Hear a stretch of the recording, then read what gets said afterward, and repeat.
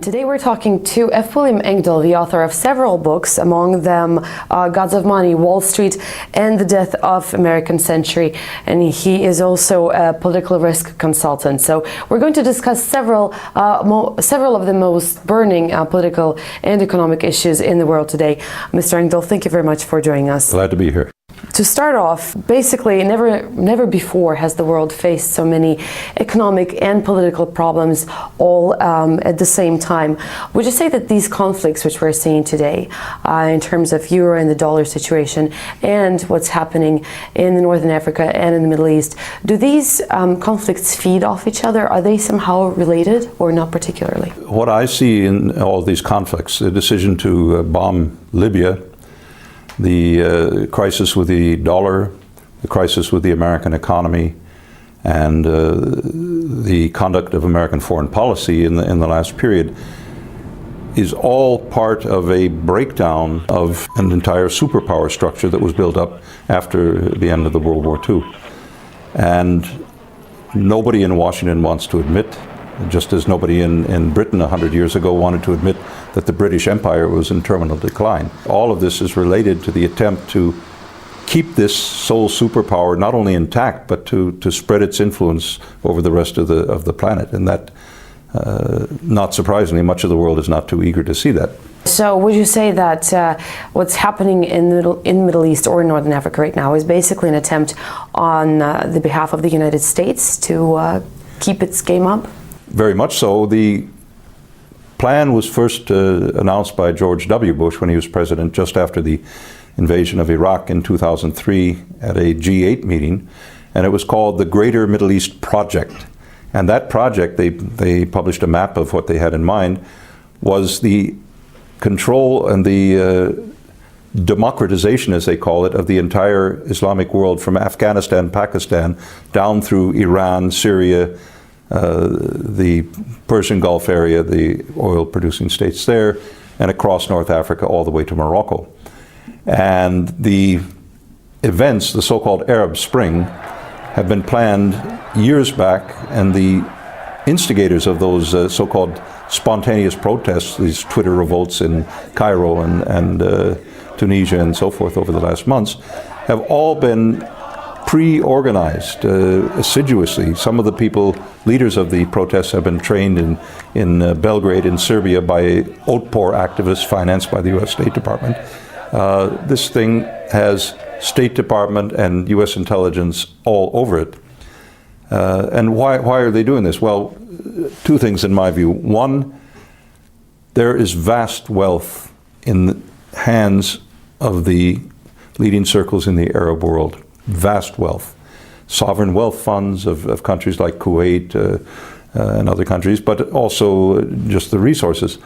And one of the agendas is to introduce, as was done in the Soviet Union after 1991, with the collapse of the Soviet Union, the agenda of IMF privatization, free market economy, and so forth, so that Western banks and financial agencies and corporations could come in and take the plunder.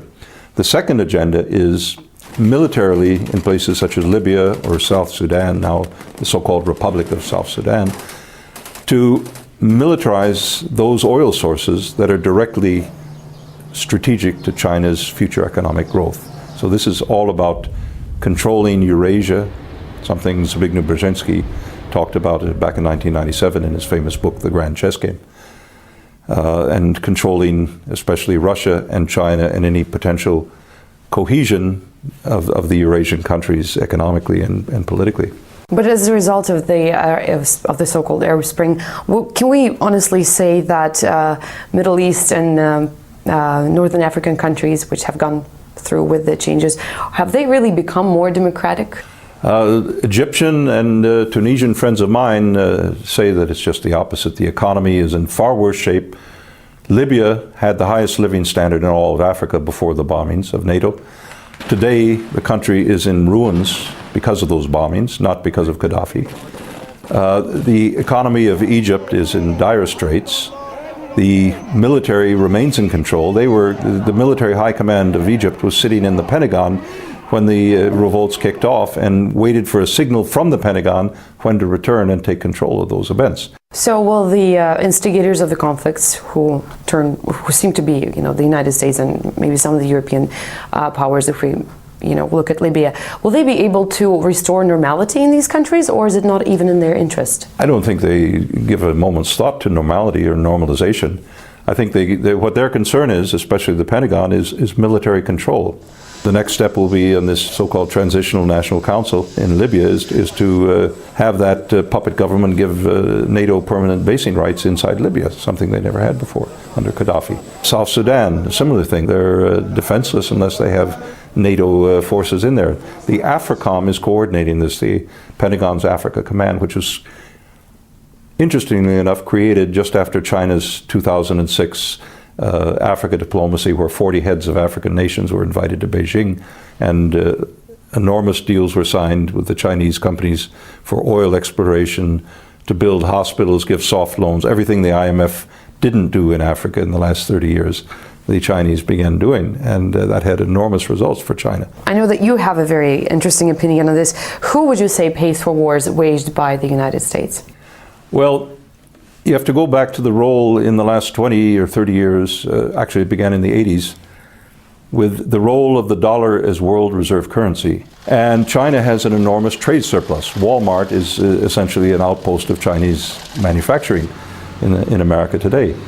So the 300 billion plus of surplus dollars that the Central Bank of China amasses every year, what do you do with that? Well, there's few markets big enough to invest in. Supposedly they could buy gold for their central bank reserves, which they are doing, by the way. But the only place they can invest it, as they see it right now, or until very recently, is either in dollars or in the euro. They've got something like $3 trillion of US dollar treasury bonds or bills as their reserves today. So in effect, the US would not be able to finance the deficits that they're running to wage those wars in Afghanistan or wage those wars in Iraq or in Libya unless the Chinese were buying US Treasury bonds. So ironically, the Chinese are financing wars directed against Chinese national interests for energy security. Would you say the United States is going to, has any chance of resurfacing from the crisis that it's finding itself in right now? The only way, as they see it, they can survive and keep the dollar as their instrument, Wall Street I'm talking about, is the gods of money, as I call it in my book, is to find new areas of loot. So the Arab Spring is directed against grabbing and privatizing the vast wealth of the Arab oil world and the Arab world generally, just as the use of the IMF in the former Soviet Union was consciously designed by Wall Street and by Washington in order to plunder the vast resources of Russia and the former Soviet Union and Warsaw Pact countries. So if the dollar does not retain its superior status, do you think there is any likelihood that the euro will retain it, or inherit it rather? Well, one reason that there's this difficulty with Greece and these so-called Eurozone weaker economies is that this is part of a kind of a covert financial warfare between the dollar and the euro as reserve currency. It started when the Chinese started complaining publicly about the flawed economic policy of Washington, running up deficits and endangering the value of Chinese treasury bonds. So now, just when that became public, suddenly there was a Greek crisis, and the Greek crisis was put in place in 2002 before Greece entered the Eurozone by none other than Goldman Sachs, the most powerful bank in America, arguably today, politically well connected in Washington. So it's very clear if you follow the money trail that the Greek crisis was programmed to be detonated at command by Wall Street and the US Treasury as well as the Federal Reserve in order to defend the reserve currency role of the US dollar. But I don't see the European economies endangered as the US because one great difference, Europe still produces things. Europe still has real industry.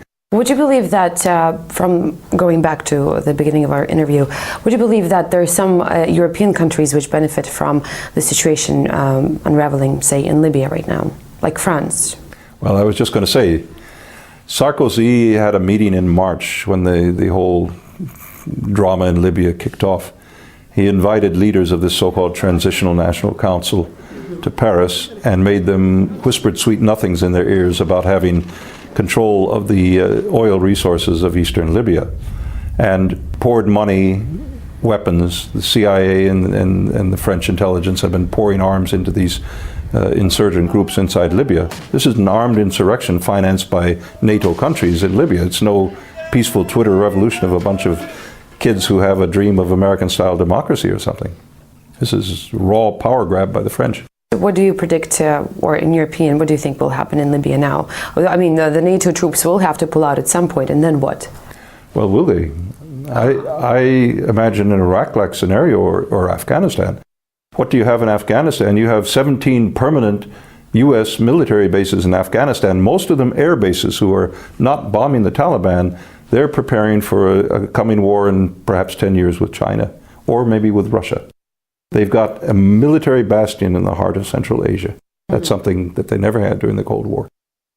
So I think Libya is destined for a similar treatment. What role do you think Russia should play in the events which are unraveling right now? I think Russia, given the history going back more than the Cold War era, Russia can play a very stabilizing role as a counterforce to this highly dangerous strategy of the Greater Middle East project of NATO and the US in that region. Russia can play a very important role blocking some untoward events from the side of the UN Security Council in Syria. I don't think China would agree, as they did on the Libya case, to a UN sanction action in Syria.